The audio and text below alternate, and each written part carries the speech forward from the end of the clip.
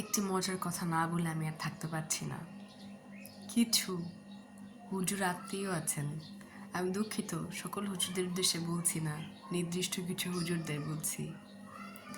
তারা বৃদ্ধ বয়সে নিজেদেরকে এমনভাবে প্রিটেন্ড করে, এমনভাবে সামনে এসে কথা বলে, মনে হয় দুনিয়ার সমস্ত পাপ, সমস্ত গুনাহ আমার।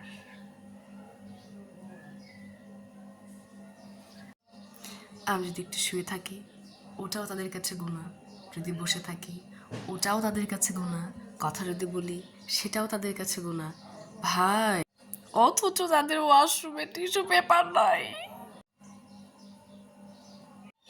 আবার কখনো কখনো খেয়াল করি, তাদের ছেলে মেয়েকে নিয়ে এমনভাবে কথা বলে যেন তাদের ছেলে মেয়ের সামনে আমরা জ্ঞানে এবং গুনাহে।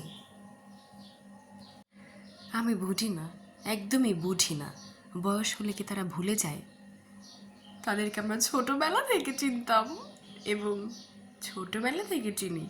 তাদের ছোটবেলায় হওয়া সকল কাহিনী কিন্তু মনে আছে, ভুলিনি কিছু। আমাদের যে মনে আছে সেটা তাদের মনে নাই। থাকবেই বা কিভাবে? মানুষকে নিয়ে এমনভাবে পড়ে থাকে, নিজেদের ইতিহাস তো আমাদের কাছে লেখা আছে, সেটাকে আর মনে রাখার সময় আছে?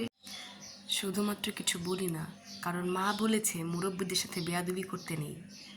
এ না হলে আমি যে খুব একটা ভালো না, এটা সবাই জানে। মা আমাকে কালকে বলতেছে, মুখের উপরে কথা বলবা না, এটা বেয়াদবি। আরে ভাই, আমি তো সত্যি কথাই বলি। তাহলে কি সত্যি কথা বলা এক ধরনের বেয়াদবি? আমার বড় আপু বলেছে ওকে মা একটু সামলে সামলে রাখবে, ও মুখ ফসকে অনেক কথা বলে ফেলে। আমি আপুকে বোঝাতে চাই, বলতে চাই, আমি মুখ ফসকে সত্যি কথা বলি, আমি কোনো মিথ্যা কথা বলি না, আমি একজন সত্যি বান্দি। বোঝার চেষ্টা করো তোমরা। তাদের প্ররোচনায় পড়ে শুধু আমাকে ভুল কেন বোঝো, কেন ভুল বোঝো তোমরা আমাকে? যাই হোক, অনেক কথা বললাম। যারা আছেন আত্মীয়রা, তারাও আপনারা শুনে নেন। এই যে আপনারা যে বলেন আমরা ভালো কাজ করছি না, আপনার ছেলে মেয়ের সাথেও কিন্তু ফেসবুকে অ্যাড আছি, সব দেখি, সব জানি, তারাও কিন্তু সব কিছু বলে দেয়, বোঝেন?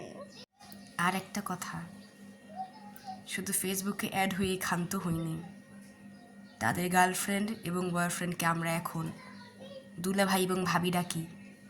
এটা তারা জানে, আপনাদেরকে বলতে পারি না। এর জন্য বলি, সতর্কতা এবং সাবধানতা দুটোই আপনার জন্য ভীষণ জরুরি। অনেক চেতিয়েছেন, আমাকে রাগিয়ে দিয়েছেন, আর রাগালে কিন্তু ছবি সহ দেখিয়ে দিব, বলতেছি আমাকে আর রাগাবেন না। আর হ্যাঁ, আপনাদের যৌবনের প্রেমের চিঠি কিন্তু অনেকগুলো পড়েছি, একটি আমি সংরক্ষণ করে রেখেছি, কারণ আমি একটি বেয়াদব। আমার সাথে এদিক সেদিক করলে ওই ছবি তুলে ফেসবুকে দিয়ে দিব, তখন যেন আমার কোনো দোষ না হয়। আমি এখন অনেক ধৈর্য ধরেছি, আমি আর পারছি না, রোজা রেখেছি। বোঝার চেষ্টা করেন আপনারা, বোঝার চেষ্টা করেন আমি মানুষটা ভালো। আমাকে চেতাবেন না, আমাকে চেতাবেন না, একদমই আমাকে চেতাবেন না।